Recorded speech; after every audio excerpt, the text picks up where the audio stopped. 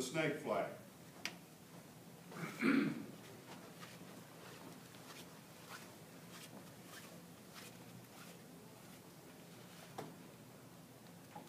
the latter part of 1775, the Continental Congress appointed a committee to consider the question of a single flag for the 13 colonies. That committee recommended a design of 13 alternate stripes of red and white with an azure field in the upper corner bearing the red cross of St. George and the white cross of St. Andrew.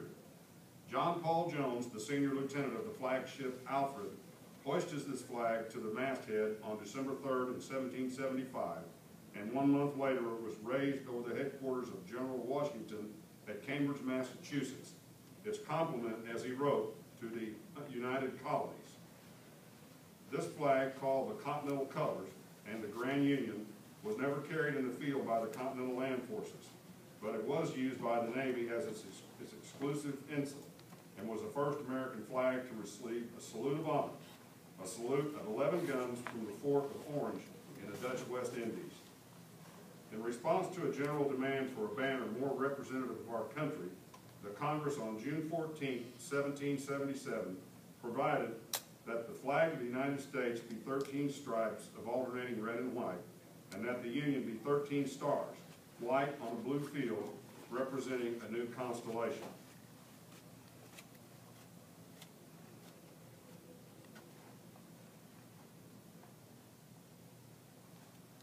It is generally believed that in May or June of 1776, a committee consisting of George Washington, Robert Morse, and George Ross commissioned Betsy Ross, a Philadelphia Quakeress, to make a flag for a rough design they left with her. It is said that she suggested that the stars should have 5 points rather than 6. The Starry Banner was first flown at Fort Stanwix, called the Fort Schuyler at that time, near the city of Rome, New York, on August 3rd, 1777, and was under fire 3 days later at the Battle of Oriskany, August 6, 1777, during a British and Indian attack. The first official salute to the Stars and Stripes was given on February 14, 1778, by France on the French coast, when the Ranger, under the command of John Paul Jones, was saluted by the French fleet. This flag, then carried by the Ranger, was made by the young women of Portsmouth, New Hampshire, from stripes of their best colored silk dresses and the white wedding gown of a recent bride. It is said that this same Ranger's flag was flown by Jones's ship, the Bonhomme Richard, in its thrilling fight by moonlight upon the high seas with the British frigate Serapis. When the Serapis struck her colors, the immortal fame of John Paul Jones was ensured as the intrepid defender of the youthful republic. The original 13 Stars and Stripes represented the original 13 colonies. In 1795, 2 additional Stars and Stripes were added to represent admission to the Union of Vermont and Kentucky. Under the banner of 15 Stars and Stripes was fought the War of 1812.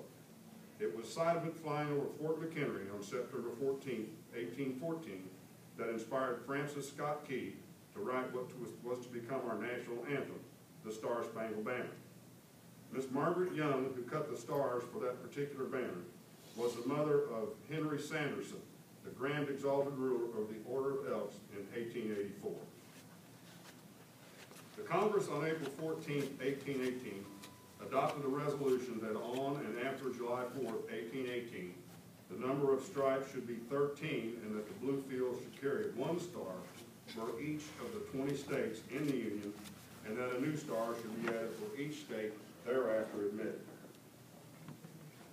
Since 1818, there has been no change in the flag design, except that 28 new stars were added before July 4, 1912.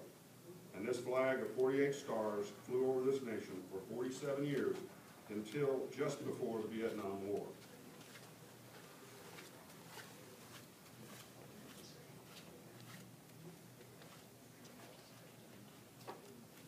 On July 4, 1959, a star was added for Alaska, our first non-connected state, and a year later, Hawaii, our island state, added a 50th star. Our present flag, 50 stars and 13 stripes. It is accompanied by the POW MIA flag to recognize the plight of demise of a special group of our armed services, those who were prisoners of war or still remain missing in action.